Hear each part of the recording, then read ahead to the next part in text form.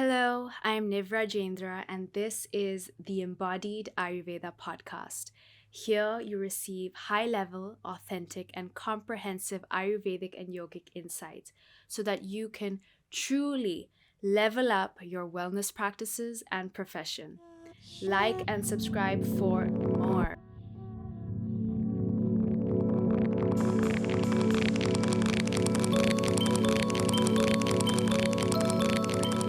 Today, we're going to be investigating how certain foods actually make us feel emotionally and energetically heavy, low, dull, slow. And I don't mean when overeating or eating before your previous meal has digested, because that, of course, does have similar qualitative effects. That does bring exhaustion to the body.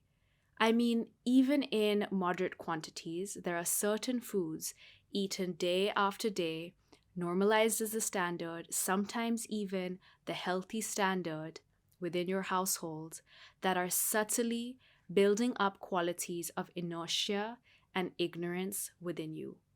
There are some factors that most people, including super popular Instagram chefs, nutritionists, health coaches, dietitians, real life health coaches, dietitians, nutritionists, I've just found them on Instagram, and yogis are just not thinking about or even aware about when making their food choices. In the next couple of minutes, I'm going to introduce you to the principle of tamas, an energetic quality of darkness, stagnation, and dullness that permeates all beings, but to different degrees. In our attempt to spiritually evolve and express our truths with higher purpose, authenticity, and service, calling in things that reflect that inner truth, we need to minimize the hold that tamas has over our minds and bodies. As we do so, we evolve from stagnation and blocks, even on a subconscious level. So here are the three things we're going to discuss. One, what exactly is tamas? This mental quality of dullness. We'll briefly touch on the other two, but I'm really going to be focusing on tamas. Two, what are the implications of excessive tamas in our lives? And three, how can we intentionally and mindfully opt for choices, specifically food choices or meals that do not encourage the quality of dullness or tamas within us? Ayurveda and yoga, which are cradled in a philosophy called Samkhya Yoga, something we can get into in another time, have identified that all matter consists of three subtle mental qualities, also known as gunas. These are responsible for our states of mind or behavioral patterns. These three gunas, sattva, rajas, and tamas, are influenced by our upbringing, our spiritual practices, the food that we eat, the communities we engage in, the environments that we're present in, to name a few. The sattva guna represents equilibrium, contentment, and purity. It never breeds disease. Rajas guna represents action, passion, motion. And that's just very brief because I could spend a lot of time going into each. And tamas guna represents darkness and inertia. Let's dive deeper into tamas. That is our focus topic of today. Tamas is the quality of inertia, inactivity, dullness, or lethargy. It is the lowest in frequency and vibration of the three gunas. It's a resistance to action or an indifference of sorts. It's the quality of dullness and ignorance in the mind-body system. When tamas is in high amounts, it's expressed as a lack of motivation, an inclination towards laziness, carelessness, lethargy, drowsiness, as well as behaviors that are, straight up delusional, disregarding of consequences, without much care of how it might create loss or hurt. Of course, everything in degrees and scale. Tamas can be expressed very subtly in the amount of mindless activities we engage in or the type of media we consume. When it's very high, it really reflects in our separation from what is sacred and loving, our propensity to be dishonest, unforgiving, greedy, or excessively indulgent. It's also felt in the body as a type of mental heaviness or stuckness. And I'm sure that you are familiar with the sensation, some to different degrees and higher degrees than others. But what are the implications of excessive tamas in our lives? Well, it's important to have a certain amount of tamas, right? Everything plays its part. It allows us to be still and dark in our deep sleep. It actually helps us to fall asleep, and it creates a balance to that energy of rajas, of action and motion. But when tamas pervades in your waking state, this results in a type of distorted slumber. You're asleep to what is true, loving, kind, miraculous, awe-inspiring, resulting in actions that just do not serve your higher self, neither does it serve anyone else. When people live their lives half asleep, it can and it does result in a lot of cruelty, callousness, hurt. Actions are not intentional, nor are they mindful. They aren't in service of others. They aren't in recognition of the spiritual fabric that ties us all together, including the land and our waters. And from a purely Ayurvedic perspective, high amounts of tamas or dullness in the body results in actions that are actually just, violent to the body. Maybe overeating, a lack of motivation, a feeling of heaviness in the mind, self-sabotage, deeper ignorances that make one feel blocked or stuck, turning you towards activities that encourage disease mechanisms within the body, feeling of helplessness or confusion that expresses itself through pain or disease in the mind-body system. And remember, the state of this microcosm is reflected and magnified in the macrocosm, and vice versa. If our inner worlds are tamasic, it is no surprise that our outer environments will reflect that. Corruption, greed, toxicity, mental garbage, dishonesty, carelessness, callousness, apathy, dullness become the social norm. If you care even a little bit about the health of our world, relationships and cells, our collective capacity for evolution, expansion, which I know you do, otherwise you wouldn't be here listening, you'll understand that the implications of moving out of the state of tamas are vast.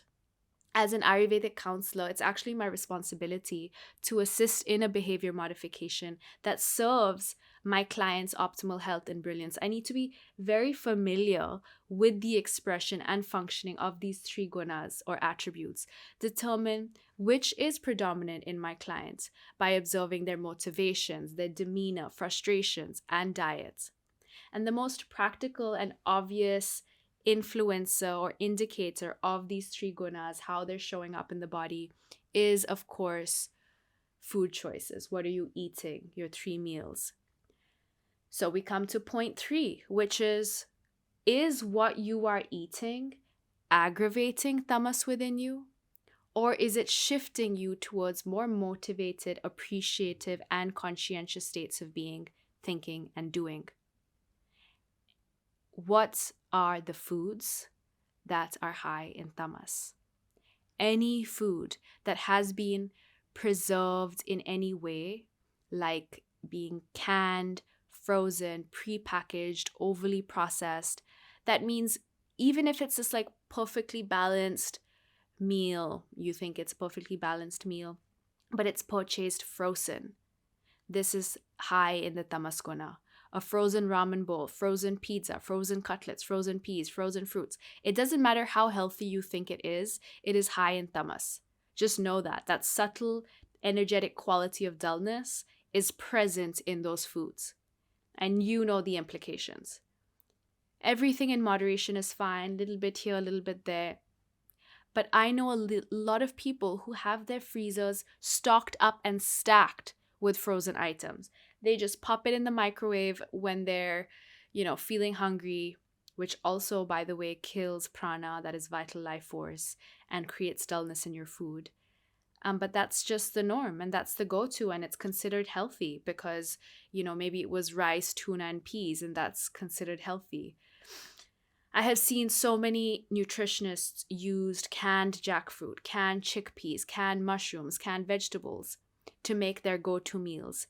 And I'd just any day choose something that is simpler to access, fresh from your local market if possible. And if you do not get jackfruit fresh where you are, why do you need to eat it? Why not choose a locally accessible squash variety, for example, that could act as an equally delicious option? So thinking about canned items, prepackaged, frozen, just without prana, without that sattvic, fresh, wholesome, pure state of being. These all have dullness in them. More obviously as well, highly processed items like breads, pastries, vegan meats, tobacco, things that are mixed up with unknown chemicals, candies are tamasic. It's difficult for the body to digest, and even on a subtle level have been totally corrupted. Another is heavy creams, pasteurized milks, dairy that's been treated with hormones is unfortunately more harmful than medicinal to the body. It's distorted. The ecological implications are real as well. The karmic consequences of foods that have been derived in unethical or violent ways, this seeps into the energetic attributes too. And also preserved dips and processed sauces. I'm not going to go on for too much longer, but things just that have been lying in the fridge for too long, artificial ingredients, all void of life force, are difficult for the body to digest and assimilate, and do create subtle heaviness and stagnation in our systems. Anything that's stale, that's been left over for more than a day or two in the fridge. I know people love to meal prep for like a whole week, keep everything in the fridge. And for practicality's sake, sometimes it's necessary. We do what we can, right?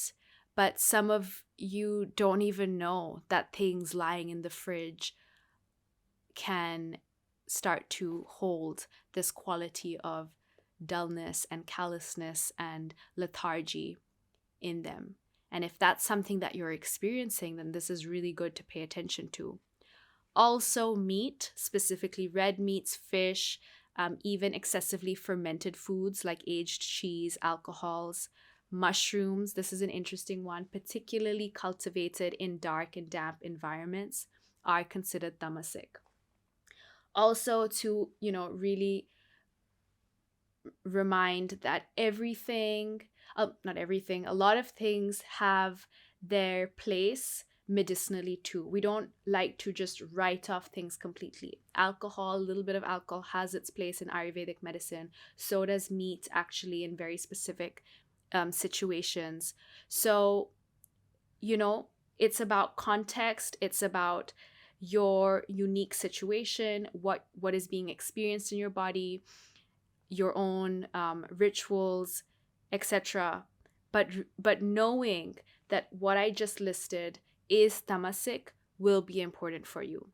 And I understand that some of these might be staples in your household. Maybe you don't have the capacity to make shifts with all these foods. You can't always be cooking fresh or vegetarian or even purchasing fresh ingredients. It might not be possible for you all the time. I know. But be aware, and you will definitely begin to notice the energetic differences when you consume these types of tamasic foods versus freshly sourced, freshly cooked, unrefined, whole and local foods. There was this little period of my life last year, actually, when I only cooked fresh grains, pulses, and vegetables. I didn't even own a fridge. And the quality of my mind wow, so much more light and content and grateful. And even the process of cooking felt so much more full of love and life. And yes, it did mean that I needed to go do my groceries more often. It meant that I kept my kitchen very, very simple, my pantry very, very simple. I kept a lot of herbs and spices. But yeah, the difference was tangible. And in your efforts to create powerful wellness transformation, know that these shifts go a long way, whichever shift you want to make. I gave you a list. Look at your fridge, look at your pantry, look at your rhythms. What are you mindlessly, or you think you're integrating that is healthy? You think you're integrating something healthy and it might actually not be serving you. You're going to start noticing differences and you just will not be able to go back. The difference between soaking chickpeas yourself versus buying them pre-soaked in a can is going to be so obvious to you. The difference between having raw milk from happy cows versus highly pasteurized milk from unhappy cows, you'll feel it in your subtle body. The types of items you gravitate towards in your grocery store will drastically change. And you'll notice, what are the kinds of foods you gravitate towards when you yourself are already feeling sluggish and stagnant? What are their qualities? Also, increasing sluggishness and stagnation in you? Versus the types of foods that you gravitate towards when you are feeling clear, sharp, motivated. What are those foods? Your choices aren't going to be perfect. You aren't expected to be perfect. But when you're informed, step one, right? You can slowly, gently begin to make more mindful choices. Cultivate discernment. Observe without judgment. Have deeper compassion even for why people act the way they act when our environments are packed with these types of tamasic foods. And more importantly, cut through some of the noise within the wellness industry. You don't need to follow the trends. You don't need to cook up the next fad in order to be healthy. Simple is good. Simple is best. Leave all that stuff. You're going to hate me for saying this. Leave all that stuff from Trader Joe's or Juan or Aldi's, Woolies out. A lot of practitioners are not in touch with the subtle body. I want you to know it governs your emotional state of being, and I only want wellness for you. So stay tuned into you. Stay tuned in over here. This is the Embodied Ayurveda podcast, brought to you by Your Health Compass. You can find me on Instagram at @YourHealthCompass. I'm your favorite health coach and Ayurvedic educator, Niv.